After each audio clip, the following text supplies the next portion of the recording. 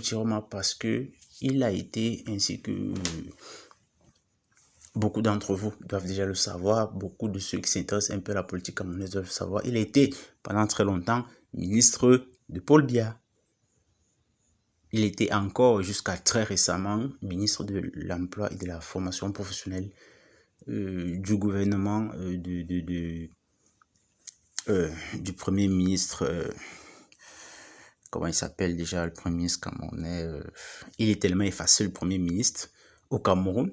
C'est un rôle honorifique, franchement. Il est tellement effacé, vous voyez, j'ai du mal à retenir son nom. Bref, il est anglophone. Voilà, donc Chiroma était jusqu'à très récemment ministre de Paul Biya. Il a démissionné juste à la veille des élections présidentielles pour profiter donc de la mise à l'écart du professeur Maurice Kamto et se révéler comme étant le nouveau champion de l'opposition.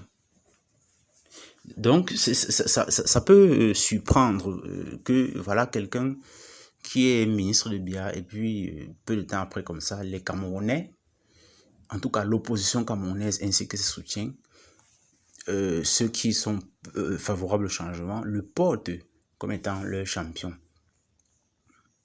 Mais c'est beaucoup moins surprenant lorsqu'on analyse, comme je disais, ce qui se dit sous de nombreuses chaumières au Cameroun.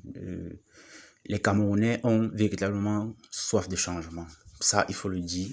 Dans leur grande majorité, les Camerounais ont soif de changement. Et les votes qui sont en faveur de Chiroma, l'engouement pour la candidature de M. Chiroma est moins un amour que les électeurs camerounais vouent à ce dernier, qui vient de retourner sa veste.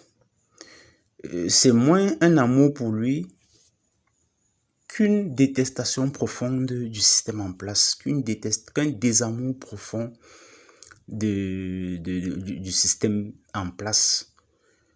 Le peuple s'étant fatigué de ces trop longues années de pouvoir, 43 ans tout de même, un record mondial même d'ailleurs, ces années de pouvoir qui ont vu M. Biya régner